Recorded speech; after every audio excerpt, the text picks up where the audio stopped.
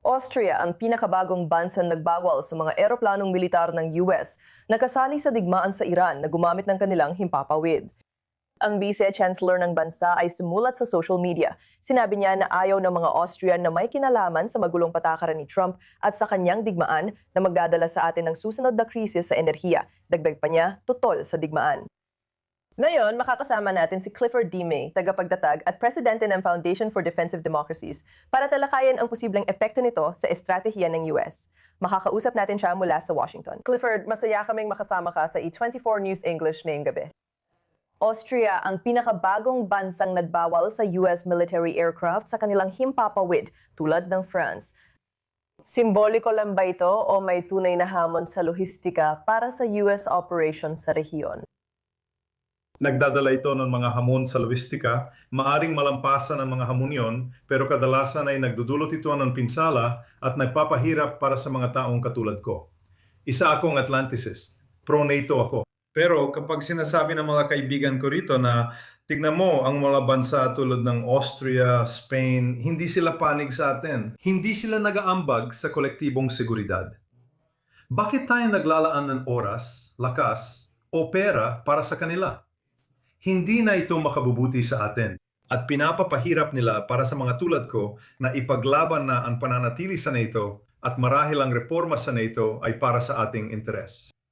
Kung hindi nila maintindihan, dapat nilang suportahan tayo laban sa rehimen na 47 taon nang sumisigaw ng kamatayan sa Amerika at Israel. Hindi lang ito sigaw, sabi ni Ali Khamenei, ang yumaong kataas-taasang pinuno. Isa itong patakaran na pumatay at dumukot ng mga Amerikano. Panganib din sila sa Europa. May mga misil na sila ngayon na abot ang Europa. Nakakadismaya talaga. Malaking panganib ito sa Europa. Nakikita natin kumikilos ang mga bansang Europeo, lalo na sa pagharap sa usapin ng Strait of Hormuz. Ngunit ginagawa ito sa diplomatiko paraan. Paano nito naapektuhan ang sitwasyon sa Strait of Hormuz at anong mensahe ang ipinapadala nito sa Iran? Nagbibigay ito ng mensahe ng pagkikayat sa rehimen ng Iran na hindi sila dapat sumuko. Hindi nila dapat gawin ang nararapat nilang gawin, na dapat ay sabihin nila, sige, paano natin mapipigilan ang sakit na nararanasan natin? Talagang nagsusumikap ang US. Sa palagay ko, sinisikap ng mga Israeli na iparanas ang sakit sa rehimen, hindi sa mga tao ng Iran. Ngunit lalong nagiging mahirap ito habang tumatagal. Ang problema ay, ang rehimeng ito ay walang pakialam sa sarili nitong mga tao, parang si Hamas na walang pakialam sa mga tao ng Gaza. Ang rehimeng ito ay pumatay ng 10,000 ng sarili nitong mga tao. Huling bilang ay 32,000. Ayon kay Pangulong Trump kagabi, tingin niya ay higit 45,000 na. Alam natin may mga nakakulong pa at tuloy ang pagpatay ng rehimeng ito. Masaya ang rehimeng ito na pahirapan ang sarili nilang mga tao. Pwede natin talakayin ang theological na dahilan kung bakit gusto nilang gawing martir ang sarili nilang mamamayan. Marami sa mga namumuno na talagang tagasunod ni Khomeini ay handang mamatay mismo kaysa sabihin na sige, lumabas na tayo sa ganitong sitwasyon. Masama ito para sa mamamayan ng Iran, pero hindi kailangan ng mga kaalyado natin sa Europa na makipaglaban. Sila ang magpapadala ng sundalo sa lupa. Pero ang huling bagay na dapat nilang gawin ay ang sabihin, huwag kayong lilipat sa aming teritoryo. Huwag gamitin ang mga base militar ng Amerika na naipoprotekta rin sa mga tao sa Europa. Pinag-uusapan mo ang kahulugan nito para sa mga Iranian habang marahas pa rin pinipigil ng rehimen ang sarili nilang mamamayan. Sa talumpati niya kagabi, sinabi ni Pangulong Donald Trump, malapit nang makamit ng Estados Unidos ang mga layunin nito sa digmaan. Ano ang ibig sabihin nito para sa mga mamamayang Iranian kung ang rehimen ay nananatili pa rin nasa kapangyarihan? Maring mangyari na magkakaroon ng may tuturing na zombie rehimen at sa loob ng ilang panahon. Natapos na natin ang pag-atake ng US sa mga prioridad na target at maaari ding maging pamunahing target nila ang mga Israeli. Hindi nangangahulugang titigil na tayo ng tuluyan.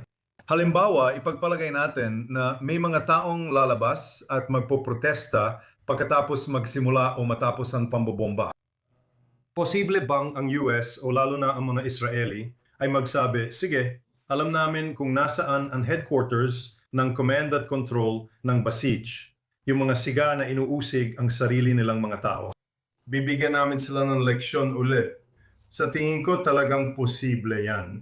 Kung sarado ang Strait of Hormuz, ibig sabihin tinatakot ng mga Iranian ang mga barkong pangkalakalan gamit ang mga drone. Dahil sa tingin ko, mauubos na rin agad ang karamihan sa kanilang mga missile. May mga target na pwedeng tamaan. Kung ang mga taong itinuturing ang kanilang sarili na mga pinuno, mga namumuno, lalo na ang IRGC, ang Islamic Revolutionary Guard Corps, kung magpasya silang lumabas mula sa kanilang mga bunker at pumunta sa kanilang mga opisina o umuwi sa kanilang mga bahay, maaring wala nang matira sa kanilang mga opisina at bahay na babalikan nila sa lalong madaling panahon. Clifford, 4 na araw na lang bago ang deadline sa Abril 6 na itinakda ng Pangulo ng US para sa Iran na sumang-ayon sa kasunduan o harapin ang mga pag-atake sa kanilang infrastruktura ng enerhiya. Sa loob ng 4 na araw, posible bang magkaroon ng kasunduan o mas nagmumukhang malamang na makikita nating tamaan ang ilan sa mga sibilyang infrastruktura sa loob ng Iran? Hindi ko alam. Parang konektado ito sa napag-usapan natin kanina. Sa palagay ko, mas nais ni Pangulong Trump na iwasan tamaan ang mga infrastrukturang makakasama sa populasyon.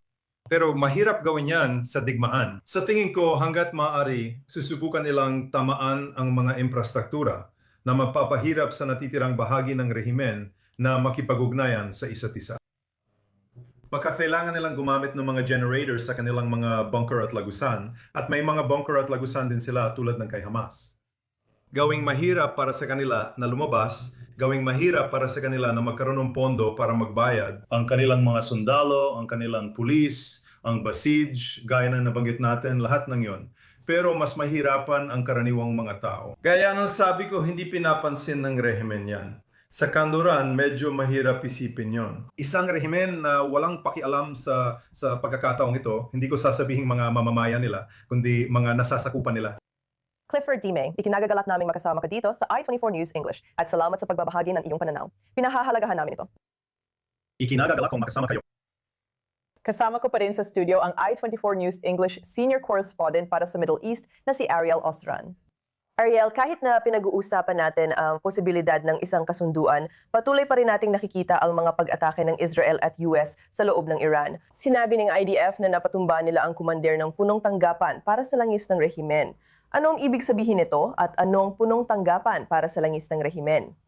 Ganito kasi ito, kakayahan, ang headquarters ng Iranian Armed Forces.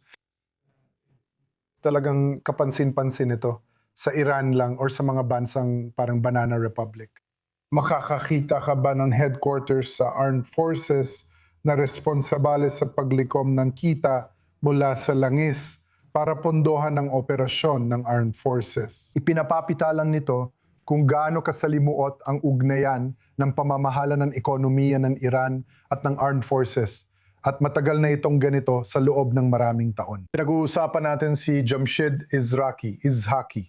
Pasensya na, napatay siya sa isang airstrike nitong linggo. Itinalaga siya ng IRGC bilang pinuno ng budget at pinansyal na usapin para sa sandataang lakas ng Iran. Pero ayon sa IDF, siya ang namamahala sa himpilan ng langis ng sandatahang lakas ng Iran. Siya rin ang responsable sa paglalaan ng pondo para sa mga proxy ng Iran sa riyon, particular na ang Hezbollah at ang mga Houthis. Siya rin ang namamahala sa pinansyal na sangnay ng rehimen, ang sandatahang lakas na responsable sa mga industriyang militar, sa paggawa ng mga misil at drone. Kaya hindi lang si Izhaki ang tagapamahala ng pera, kundi siya rin ang ginamit ang perang yon para bumuo ng kakayahang opensibong militar bukod pa sa paglika ng kita mula sa langis. Kaya ang pagpatay sa kanya, ayon sa pananaw ng IDF, ay napakahalaga upang hadlangan ang kanilang kakayahang magpatuloy na kumita ng pera at pondohan ang kanilang mga opensibang operasyon. Ngayon, tulad ng karamihan sa mga opisyal at matataas na komandante na papatay, laging mayroong isang papalit sa kanila.